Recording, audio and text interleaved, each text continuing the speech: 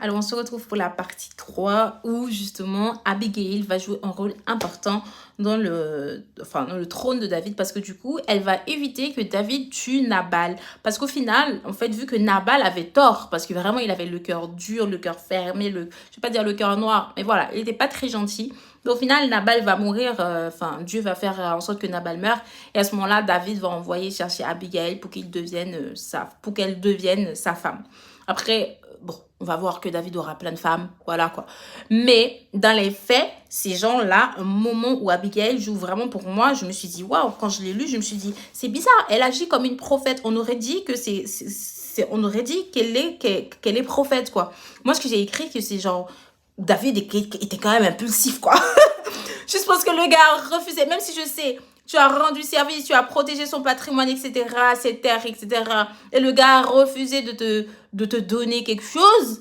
Ben, en fait, il a réagi quand même de façon impulsive pour moi. Hein. Ben, bien évidemment, dans la vraie vie, on l'aurait fait aussi. On aurait dit, quoi?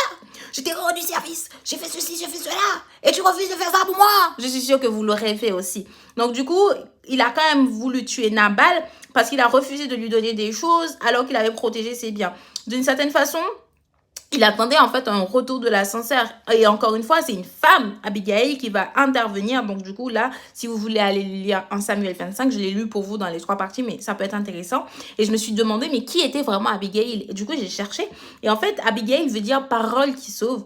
Et en fait, on peut considérer qu'elle est sage, qu'elle est courageuse et qu'elle a été spirituellement très lucide. Parce qu'elle a osé dire quand même, elle a pu adoucir en fait le cœur de David. Et ses paroles faisaient comme un prophète un peu pour moi. Parce que vraiment, elle ne connaissait pas plus et pourtant, elle a dit des choses qui vont arriver quand même.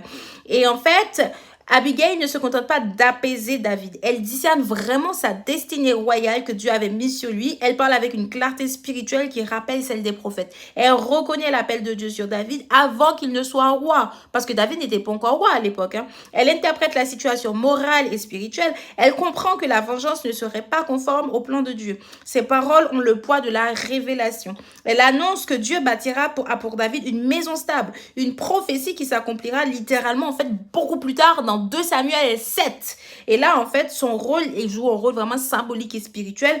Et en fait, dans la tradition juive et chrétienne, Abigail est vue comme un modèle de discernement spirituel. Elle représente la sagesse inspirée par Dieu, souvent rapprochée de la sagesse personnifiée dans les livres de Proverbes. Certains disent qu'elle agit comme une prophétesse, même si elle n'est pas formellement appelée ainsi, hein, car ses paroles viennent d'une inspiration divine et ont empêché le sang innocent. Et après, Proverbe 18, verset 22, celui qui trouve une femme trouve le bonheur. N'hésitez pas à vous abonner.